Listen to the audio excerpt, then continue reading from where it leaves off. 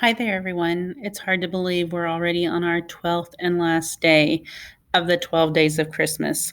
And I wanted to keep today's post really short because I know you're going to be really busy. But like today's post, this tool has to do with shortening things. And so if you haven't used Bitly, it's definitely one of my go-to tools that I use to shorten URLs. And I'm going to walk you through the steps of how you can take a really long URL and shorten it into something easy that can be shared with parents and students over various platforms. All right, so let's get started. I have a Google form here that's also going to be referred to in this post. Now notice the URL is really long and I don't want to share this post. And I know I could create a hyperlink and rename it and do all those things, but I want to use Bitly, not just because I'm trying to model it, but it's also going to give me an indicator of how many times this post has been hit. It builds analytics into the link so I can see how many times people have actually opened up this Google form. So I'm going to go ahead and copy my URL. I'm going to go to Bitly and I've already logged in. Notice here's my account and I am using the free account. I'm going to go ahead and select create. I'm going to paste my long URL here and I'm going to go ahead and hit create. So it's taken my long URL and it's made a short one. Now I can also customize this back half and call this, I'm just going to put 12 days, BOF for birds of a feather. I can also give this a title. And the reason I want to give it a title is just helps me remember what this bit.ly actually links to. So 12 days of Christmas. And then again, BOF. And then I'm going to go ahead and click save. Now, if nobody has used this shortened URL, no problem.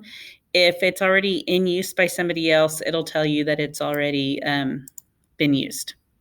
So my link has been edited. I'm good to go. So now I can copy this URL and I can share this with my users just like that. So here's my 12 days. It's going to take you directly to the form. If I go back to my Bitly, let me just close this edit link.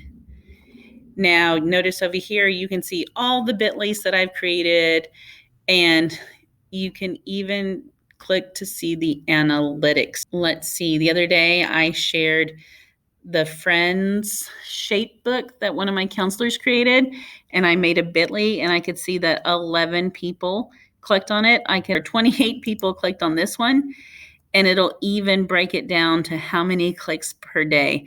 And even notice how many of it clicked on it from S'more, from Twitter, via the email, and in what locale the people were in as well. So it's great analytics just to see how many times people are actually clicking on links that you share so you can get some meaningful feedback to see if the things you're creating are actually being seen by other users.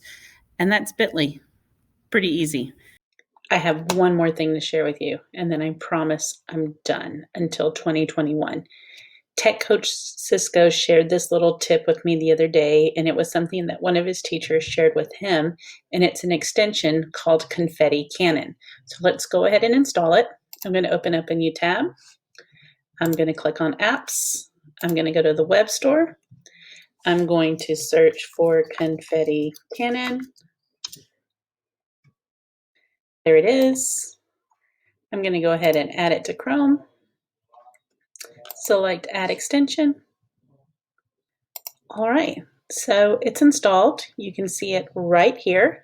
So anytime I want to use this, watch what happens. It throws confetti.